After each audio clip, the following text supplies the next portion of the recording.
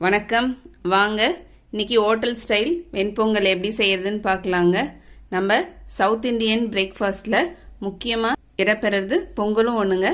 நம்ம சுட சுட சட்னியோடையும் தேங்காய் சட்னியோடையும் சாம்பாரோடையும் சாப்பிட்றதுக்கு மிகவும் சுவையா இருக்கும். வாங்க அதை எப்படி செய்யறதுன்னு பார்க்கலாம். ஒரு கிளாஸ் இந்த கிளாஸ் அளவுங்க ஒரு கிளாஸ் அளவுக்கு பச்சரிசி எடுத்து வச்சிருக்கேன். நம்ம கடையில வாங்கும் போதே பொங்கல் பச்சரிசின்னு கேட்டோம்னா இன்னும் நல்லா இருக்கும். ஒரு கிளாஸ் பச்சரிசிங்க. அதுக்கு பாசிப்பருப்பு பாத்தீங்கன்னா அரை கிளாஸ்க்கும் 1/4 கிளாஸ்க்கும் நடுவுல இருக்கும். அந்த அளவுக்கு பாசிப்பருப்பு எடுத்து வச்சிருக்கேங்க.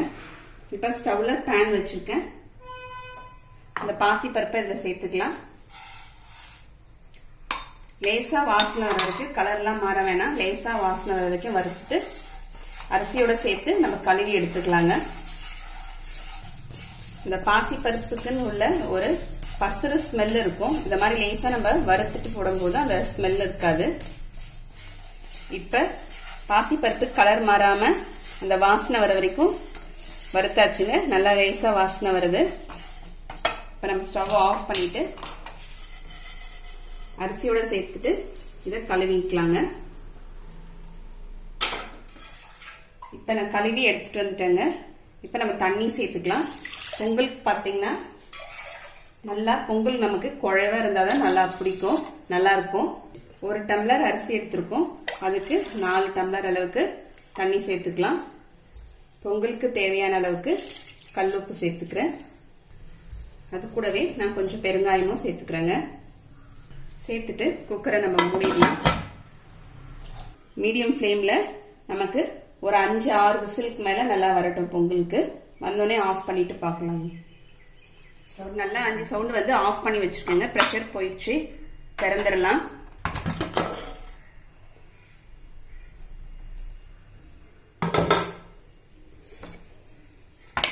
பொங்கல் நல்லா கொலைய வெந்திருக்கு பாருங்க. இப்ப நம்ம பொங்கல் தாளிச்சுக்கலாம்.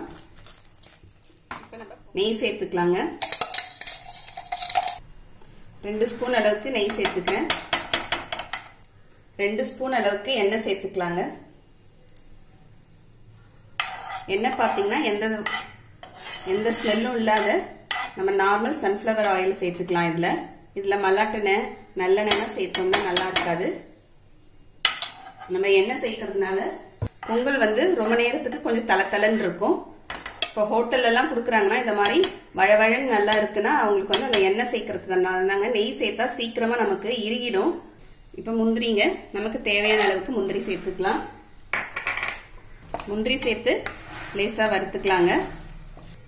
1 ஸ்பூன் அளவுக்கு மிளகு நான் லேசா தட்டியிருக்கேன். ரொம்ப தூளாக்கல, லேசா தட்டியிருக்கிறேன். ஒரு 1/2 ஸ்பூன் அளவுக்கு ஜீரகங்க. இதுக்கு முன்னாடி வீடியோல சாம்பார் வீடியோ போட்டுக்கோங்க, டிஃபன் சாம்பார் வீடியோ. அந்த வீடியோவை என் ஸ்லைட்ல கொடுக்குறேன், பாத்துக்குங்க. இப்ப இஞ்சி எடுத்து வச்சிருக்கேன். இஞ்சி துருவல் சேர்த்துக்கலாம். இஞ்சி பொடிசா கட் பண்ணி கூட சேர்த்துக்கலாங்க. இஞ்சி துருவலா சேர்த்தா பிள்ளைங்க எடுத்து போட மாட்டாங்க. கருவேப்பிலைங்க.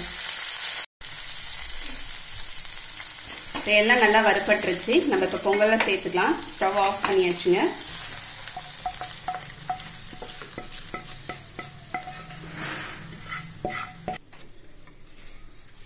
நம்ம தாளிச்சதை சேர்த்துட்டு பொங்கல் கலரிக்கலாம்.